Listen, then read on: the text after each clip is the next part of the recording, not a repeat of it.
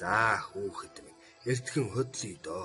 Алив хөгшөн дэвсгэр гуз гаргачхаараа завны ярал дэвсэ. Жирэмсэн хүн яаж модон дээр сууж явах вэ? Ядахтаа сүүжинд нь жээрэг болог гэв. Эмгэнийхэн гаргасан 2 гудсыг давхарлан сугандаан хавчуулж майхны араас урт хатгуур мод авч завируугаан гэлтэрлээ.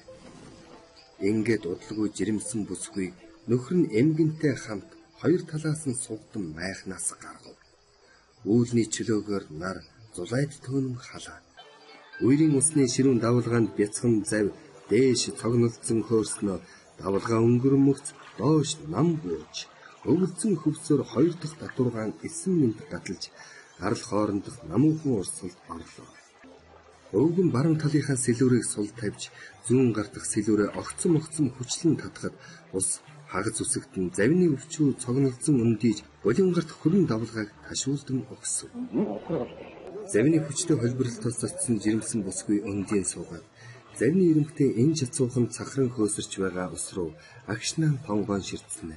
Толгойн эргэж ахин нүдэн анлаа. Хөөхий жирэмсэн бүсгүй дуу тавин хүмхийг нь тасартал зун гараа сарвалзуулан завны ирэмгээс зууран таттлаа. Завны ирмэг дээр ус мэлтэлсэн гарч ирэхэд өвгөн нөгөө ирмэг дээр самбаачлан дарж тэнцвэрийг нь олов. Сандарч твдсэн нөхөр нь өвгөн гой одоо ч горигонтэй гэтэл жирэмсэн бүсгүй дахин холборон эргэж усан дунд бүхийж бургасны үзүүрээс шүүрэн бүх тэнхээгээр чангаахт нь зав тэр дорон хурд шиг эргэлтэн дайлбилсан хөв. Үерийн усан дээр уулаан тэргэлсээр унаад ирсэн юм шиг тэр бүсгүйн царай зэс шиг улаан ивчээсэн харагдав. Өвгөн дэмзэн завныхаа тэнцвэрийг алдахгүй хичээн чамархааныхаа судсыг лугштал 2 сэлүүрэн ягштал доош тарахад өвгөний гар бадаарин чинэрч байна. Одоо яах вэ? Их ус руу жинхэнэ ширүүн урсгал руу орлоо шүү гэж хатсан уруулаа 7 өвгөнийг тасалдангуй дуугаар хэлэв. Яаж ихэд усны санал гарчих юмсан. Түрхэн шиг явбал гайгүй байгаа гэж залуу ир өгөөлөв.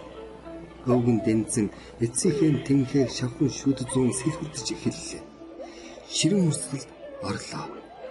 Төдийл холдоогүй байтал за болохоо бил ус нь гарчлаа гэж залуу шивгэн бүсгүйн аимшигт дуу үерийн усны шуугаанд үл дарагдана. Өвгөн шорвог амтгдсан хөлсөөрөө уруулаад чиглэн сэлүүргүй боллоо ч гэсэн заавал ус гатлаа. Энэ 2 хүүхдийг ямарч байсан усны цаанд гаргаад 2 ясан сарвуугаараач гисэн сэлж байгаад усны цаанд гаргаад гэж амандаа шивгэн. Гэтэл өвгөний зүүн гарын шүрмсэн татчихсан тэр. Одоо завныхаа 2 сэлүүрийг ганц гараараа ээлжлэн татж шүрмс татсан гартаа уурсан шүдэ хаврын нулимтал хэдийн ганхаж байсан соёон булг усрын шүстэй хамт үерийн усны өнө. Өвгөн дэнзэн өрөөсөн гараараа сэлүүрдэж яваага хажуугийнхаа залууд мэдэгдэж сэтгэлийг нь зовоохоос болгоомжлоо. Хүүхай одоо ширүүн урсгалаас гарах дөхлөө дөө гэж хэлтэл ард нь ялах хүүхдийн часхийн орлох дүү өвгөний ясан дэнгэмтэл хатав.